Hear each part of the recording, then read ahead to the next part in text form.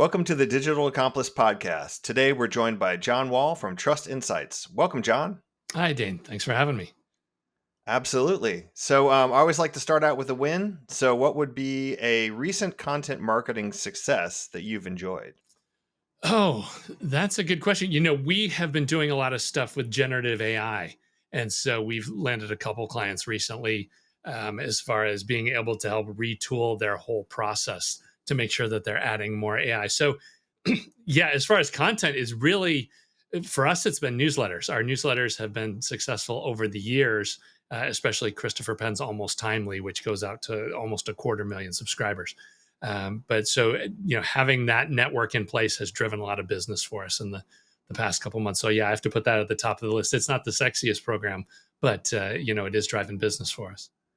That sounds like a win to me by any measure. so, um, in the opposite side of the wins would be the challenges. And so, what would you say would be like the biggest content marketing challenge you're facing right now, and what are you doing about it? Yeah, that's a great question because there's so many fronts where things are on fire lately. It has not been the best couple of years. Um, I think Martech has just taken a beating in the last year and a half. We've seen advertising, like it's not even advertising budgets getting cut, it's entire teams getting laid off and, down to zero. So that's been pretty ugly. We've seen a lot of weirdness with organic search and with email, all kinds of privacy things, increasing and becoming more difficult to push through. So yeah, there's been no shortage of challenges over the past 2 years here. It's been one long hard fight, but somehow stuff keeps coming in, and the good news is the tech keeps marching forward at a unbelievably relentless pace. So there are always people that need to be kept up to date with what's changing or what's moving. So at least that's moving for us. Okay. And then, aside from the show that we're currently on, what would be other ways that you've been using video, and how would you like to be? Yeah, we have not been doing a ton of video. We do have Trust Insights has the So What live stream on Thursdays that we do on LinkedIn, which is great for kind of getting in front of an audience. And yeah, we've just kind of found this model of, sitting down and mapping out what you want to do as far as a bunch of video and then getting it all done in one shot and rolling that out over the next quarter or 2 quarters is a great way to just feed the content beast. I mean, that's just a never ending battle of trying to create enough stuff to stay out in front of everybody and stay top of mind because for a lot of B2B customers, some of the research we've seen is that 90% of the time they're not buying, they're in between budget cycles or they've already got tools they like or whatever. So you need to be staying in front of everybody and yeah, having a video strategy that remains topical and gives you some traffic and some action on whether it's YouTube or LinkedIn. Just kind of helps programs across the board.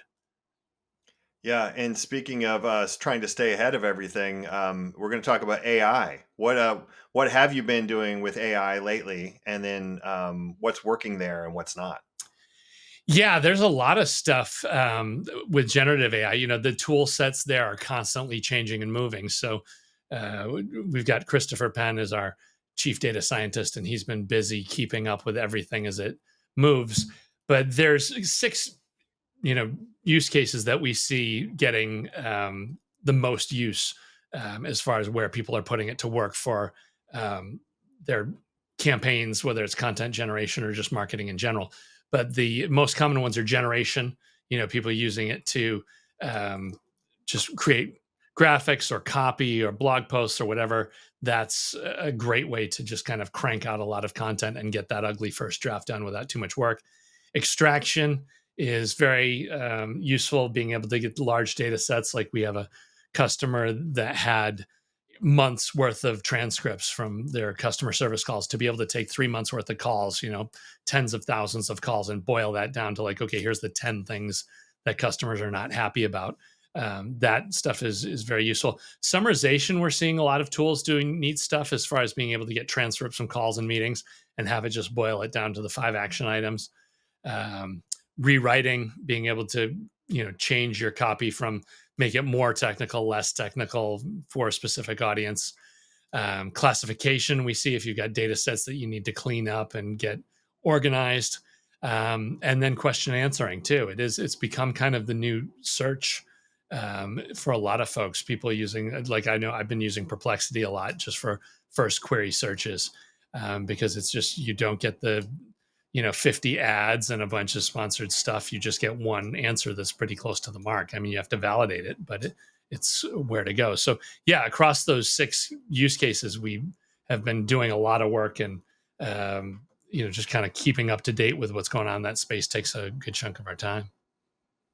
Yeah, definitely. And you've already touched on the repurposing that you're doing. Let's talk a little bit deeper about how you're repurposing your content.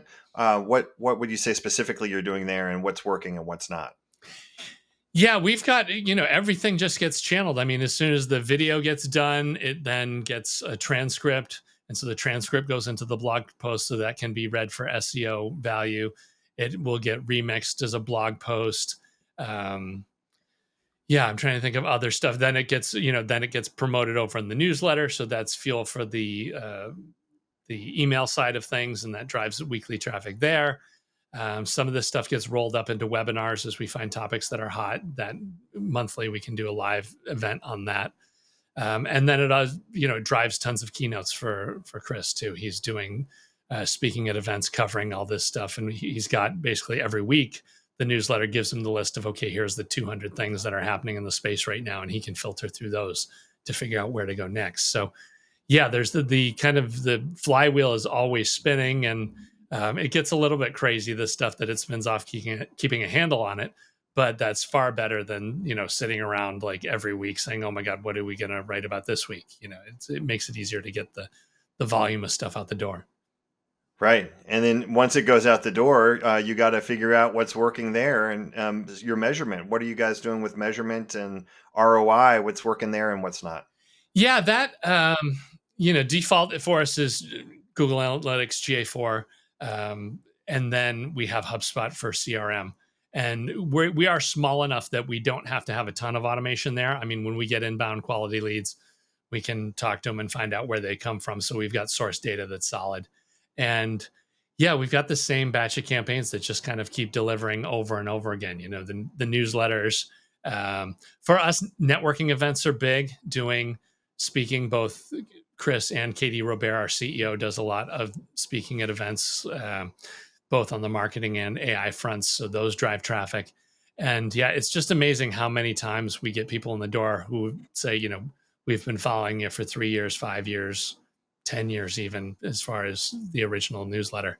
But yeah, it's, quarterly, we go through the deal board and see what came in, what was won and lost, and where they all came from, and do some reallocation as far as like, okay, what stuff has worked for us. But yeah, we've got a pretty good machine down, and, we make some tweaks now and then, but overall the big programs tend to stay at the top of the list.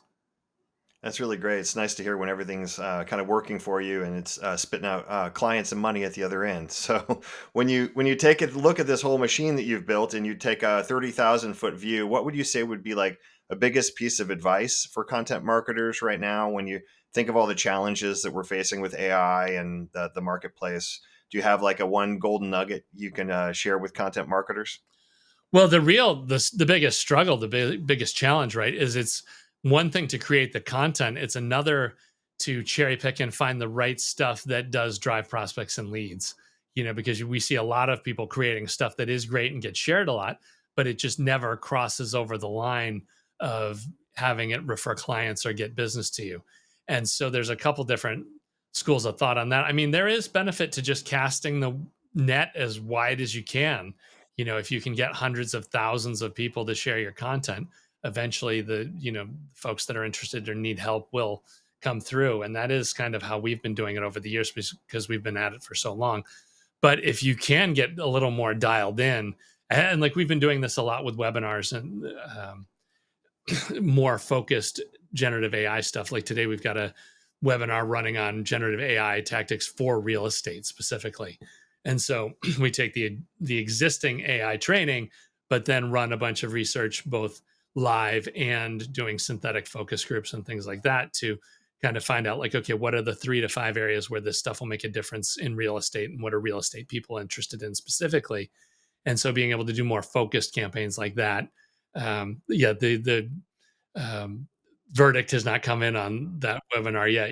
We're going to run that over the next couple of weeks and start doing follow up over the next 2 or 3, and we'll see what shakes out of it. But taking a more focused approach like that can pay benefits. But yeah, we'll see if we've got the mix right. Right. So the goal is not just to create the content, but content that converts to customers is the takeaway I'm hearing. Yeah, because that's what it's you see a lot of folks where people concentrating on follower count or web traffic or whatever, but if it's not ultimately getting into the CRM system as far as useful discussions, it's you're not going to be moving the revenue needle at the other end.